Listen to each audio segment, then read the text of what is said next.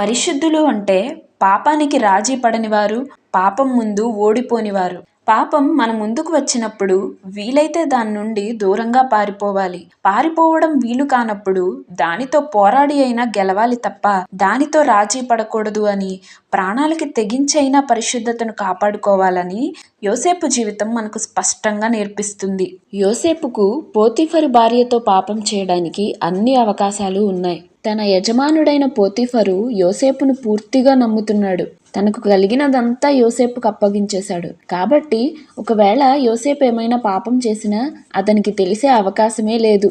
పైగా పోతీఫరు భార్య ఒక్కసారి మాత్రమే యోసేపును శోధించి వదిలిపెట్టలేదు. ప్రతి దినం కూడా యోసేపును తొందర పెడుతూనే ఉంది. అయినా ఏ ఒక్కరోజు కూడా యోసేపు పాపంతో రాజీ పడలేదు. అందుకే ఆమెతో ఖచ్చితంగా చెప్తాడు, నేనింత ఘోరమైన దుష్కార్యం చెయ్యను, నా దేవునికి విరోధంగా పాపం చెయ్యను అని. దానికి కారణం మనుష్యులెవ్వరూ అతన్ని చూడకపోయినా పరలోకమందున్న దేవుడు తన ప్రతి కదలిక చూస్తున్నారని యోసేపుకు తెలుసు. అందుకే తాను చెయ్యని తప్పుకు నిందింపబడి చెరసాలకు వెళ్ళడానికైనా, అక్కడ మరణించడానికైనా సిద్ధపడ్డాడు తప్ప తన పరిశుద్ధతను పోగొట్టుకోవడానికి, తన దేవుని ముందు దోషిగా నిలబడడానికి మాత్రం యోసేపు ఏమాత్రం ఇష్టపడలేదు.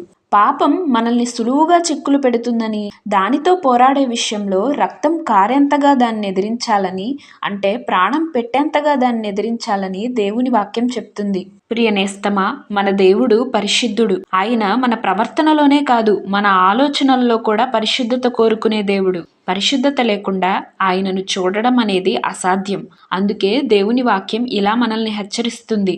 మీలో ప్రతివాడును దేవుని ఎరుగని అన్యజనుల వలె కామాభిలాష యందు కాక పరిశుద్ధత యందును ఘనత యందును తన ఘటమును ఎట్లు కాపాడుకొనవలెనో అది ఎరిగి ఉండుటయే దేవుని చిత్తము.